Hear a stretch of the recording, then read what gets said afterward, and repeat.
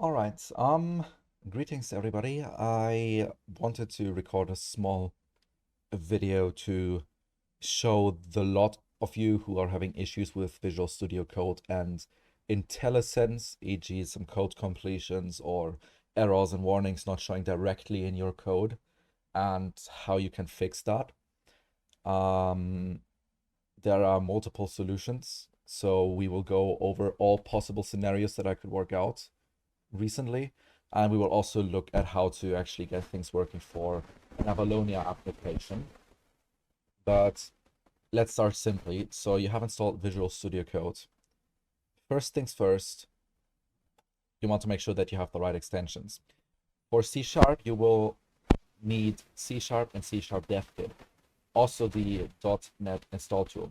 If you don't have any of those, just install the C# dev kit, and C# and the .NET install tool should be automatically installed along the way. Another very useful one is C# extensions. That has nothing to do with your Intellisense not working, but it is a very useful extension that I will quickly go over later. So you should also get that one. And last but not least is Avalonia for VS Code. One important thing to mention here, let's see if I can zoom in a little bit. I can, okay. So you can see I'm using version 0.028, which is not the newest version. You can see it says update here. But we actually don't want the newest version of Avalonia, because the newest version of Avalonia is just constantly spitting out error messages when it comes to code completion and whenever you type something in an AXAML file. So what you want to do after you've installed Avalonia for VS Code, because it's not possible beforehand, so you want to right click this, you want to hit install another version, and in here you want to install 0.028. You just click on that and it will install that version, and it should also disable automatic updates for that extension. Now, if installing these extensions does not help you out yet, we want to make sure that you actually have a .NET SDK installed.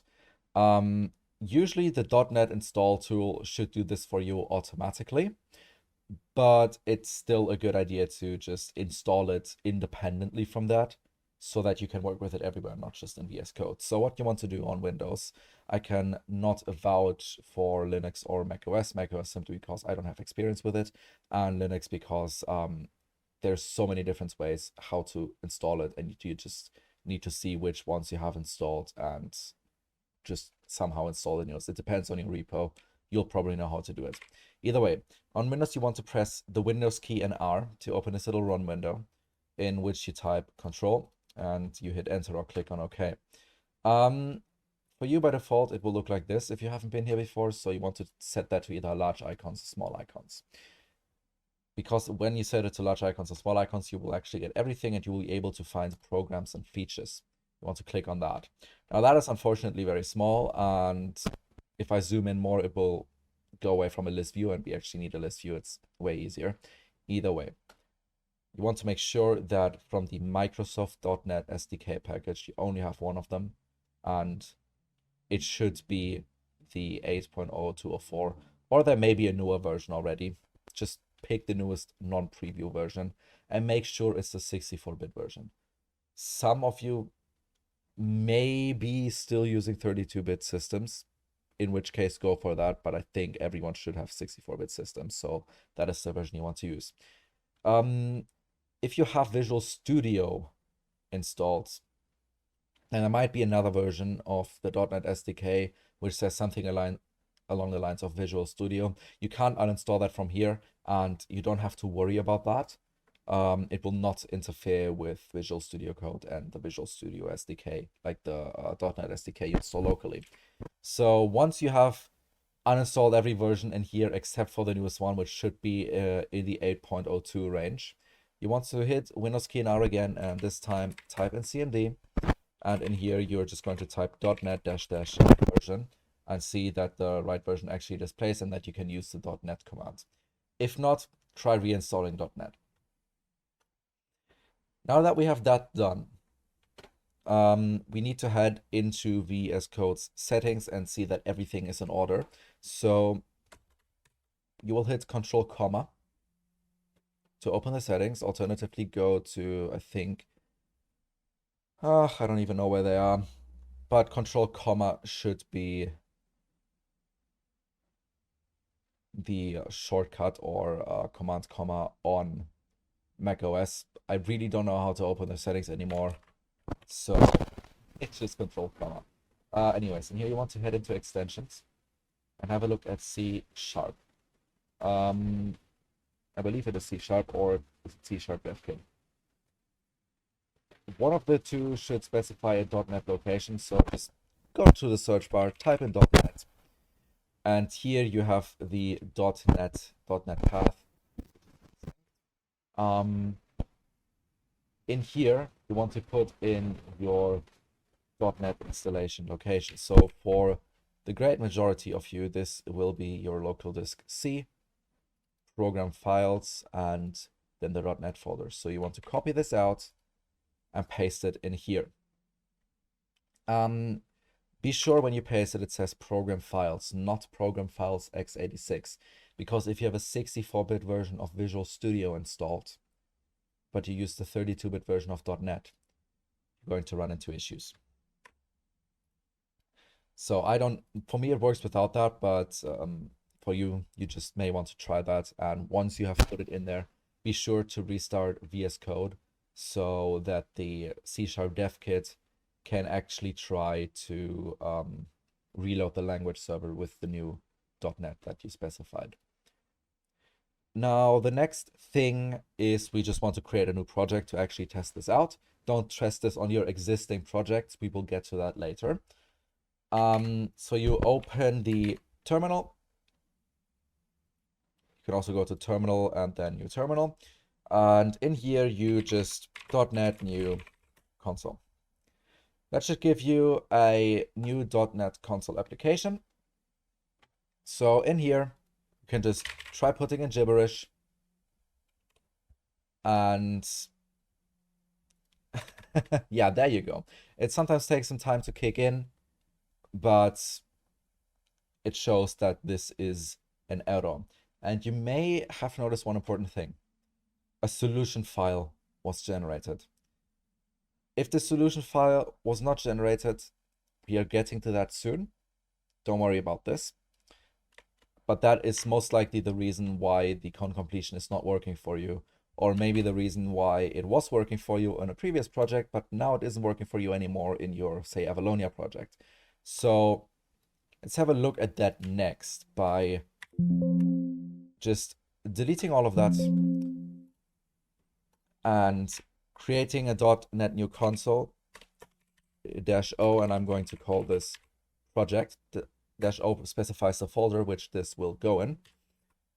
I will also create project.tests for our unit tests. However, that was incorrect because, of course, that needs to be a new XUnit project, not a regular console project. And then last but not least, .NET new avalonia.mdbm-o project.ui. And that will give us an Avalonia MVVM project. Now, if I go in here and I go on my program.cs and I type, let's give it a second. As expected, nothing actually happens. You do not have code completion. And that is expected behavior. Why is it expected behavior? If we look in the output console, let me try, can I get that a bit? I don't know if that's getting bigger. Anyways, we are going to set this view to the C# dev kit. So I call this folder VS Code vids, and the last thing it did is it opened the VS Code vids solution file.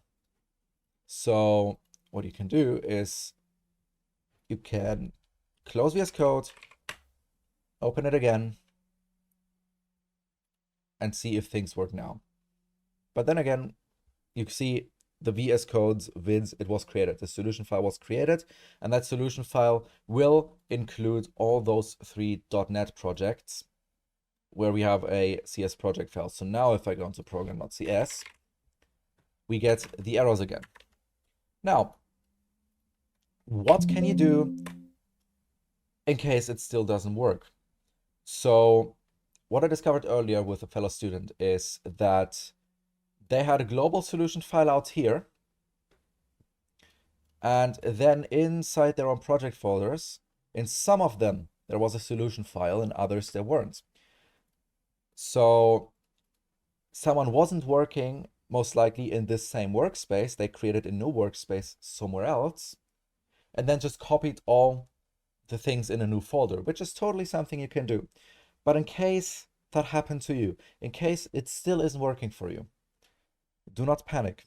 Just delete all of your solution files in these subfolders and your global solution file, and we are going to recreate the solution files now. So you are in your parent folder where all these three folders are located. So you type in .NET new sln-o period. That will create your solution file. Now, what you have to do is .NET add, then I believe it was sln.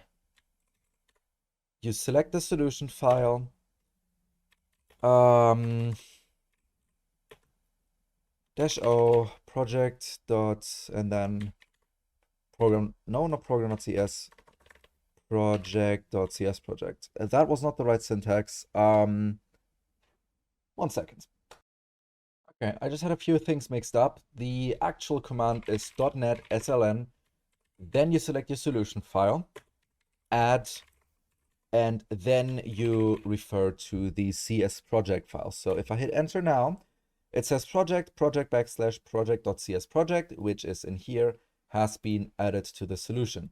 Now, we are going to do that with the other projects as well. Project.test and then project.test.cs project. And one last time for project.gui. And now all of our projects have been added into this new solution file right here. And we should, oh, no, not yet. You need to restart VS Code once more so that the C# dev kit can actually load the new solution file you created. And now, after you give it a quick second to boot up, there you go. We have errors in our project folders. We can put errors in our project.gui folder. And of course, we can put errors in our unit test folder. And I believe I didn't miss anything. Those are the most common issues that I found regarding this. So, yes, I wanted to tell you about why the C# extensions is so important. Basically, if you work in project.gui, for example, and you want to create a new view model class, you just have to right-click the view model folder, and then you have this nice context menu where you can create class, interface, enum, struct, UWP page, window, xunit test, which is really nice. So you can just easily create a new class, a new view model here. It's very convenient. And last but not least, I wanted to talk about why we need to use the previous version of Avalonia. So let me just update it right now to demonstrate that. Restart our extensions to make that work. Oh yeah, sign in to use your Visual Studio subscription benefits. If this pops up for the C# dev kit, sign in with your uni email. I don't actually see what it does, but maybe the uni has some nice subscriptions or whatever. God knows. Either way, we head to a AXAML file, for example, our main window view. And if we type in here, we get this error, request text document / completion failed, which happens because this version of the Avalonia extension just is buggy for whatever reason. So we actually want to use 0028. And now if I do that, give it a second to reload. Also make sure that the Avalonia extension actually finds your .NET path. This is a good message, trying to install .NET 8.0.4, but it already exists. So now if I type, I do not get this error anymore. So I don't know, text block. Yeah, now when I actually want to do something, it tells me to build the project. If your project doesn't have any errors, it will build the project, and the Avalonia extension will actually work as you would expect it. That also, of course, includes the preview, which is, of course, very useful when you create your application. Yeah, one last thing that you may have to do is if you head back in your settings and you type in Avalonia, and then in the extensions here, you may need to give it a separate .NET path if it doesn't find your standard one. I don't actually see the setting right now, so I will look for it and then be back. Okay. I had to pull this up on my laptop because on my PC it's not an issue, and I believe if you followed everything in this video, for your Windows PC, this should not be an issue either, that Avalonia does not find the folder.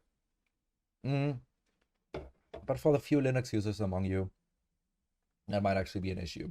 So to give Avalonia a custom .NET path, what you want to do is, and this is going to be a long one, .NET acquisition extension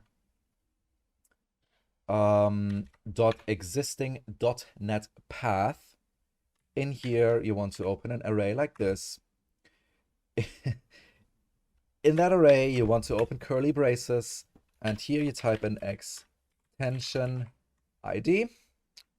Oh, lowercase d, extension ID, colon, and that will be Avalonia team .vs code dash Avalonia, and the path, in my case, it actually auto-completes it to the correct path. Is, well, for Linux you have to find your own .NET path, but for Windows it will most likely be here. But as I said, that should not be relevant on Windows. To see if that actually works, you want to restart VS Code and have a look at your output console here. Yeah, and it says Avalonia team using configure.net path c / program files /net/.net.exe. And it should say the same for you. That means it's actually working using your working installation of the .NET SDK. Yeah, in any case, that's all I have for you now. I will be publishing a few more videos with common issues related to Avalonia and possibly other things. Just stay tuned for that. Yep, see ya.